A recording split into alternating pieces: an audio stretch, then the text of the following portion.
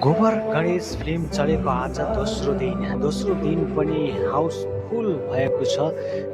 कलाकारहरू अत्याधिक रूपमा खुसी छन् भने दर्शकहरू पनि फिल्म हेरेको एकदमै खुसी लाग्यो। कुनै ठाउँमा रुवायो, कुनै ठाउँमा हँसायो, मिक्स रहेछ भनेर पनि प्रतिक्रिया दिइरहनु भएको छ। अहिले हाम्रो यो हलमा भिजिटको लागि कलाकारहरू आइरहनु भएको छ, गइरहनु भएको छ।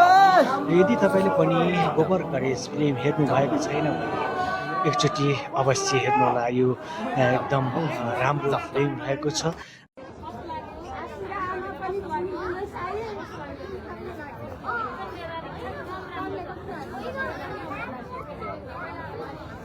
नमस्ते। एकदम राम्रो छ। फिल्मको प्रतिक्रिया निश्चित प्रतिक्रिया अहिले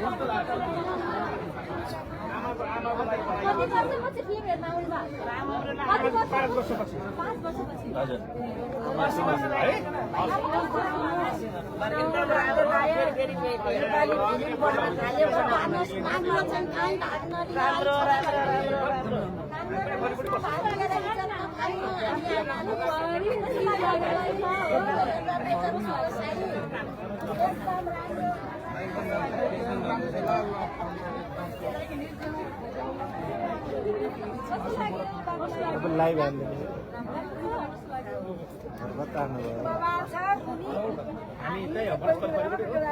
त्यही राम्रो छ, सबै हेर्न आइदिनु होला। एकदम राम्रो लाग्यो। नानी हाम्रो आमा मान्छे राम्रो पानी आमा सबैको छोराहरूलाई चाहिँ आमाहरूलाई आश्रममा छोरीलाई सबैलाई आउनुपर्छ। सबैजनाले ज्ञान बुद्धि आओस्, सबैले ज्ञान आओस्, बुद्धि आओस्, संस्कृति आओस्, कसरी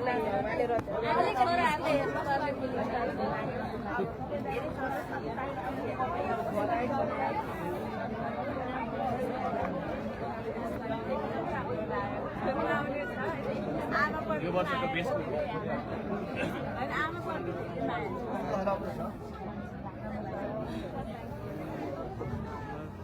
अनि आमा छोराको एकदम माया ममता कस्तो हुन्छ भनेर दर्शाएको यो फिल्म सब परिवार घर परिवार सबै मिलेर हेर्न मिल्ने यो फिल्म तपाईँले एकचोटि हलमा गएर हेरिदिनु होला।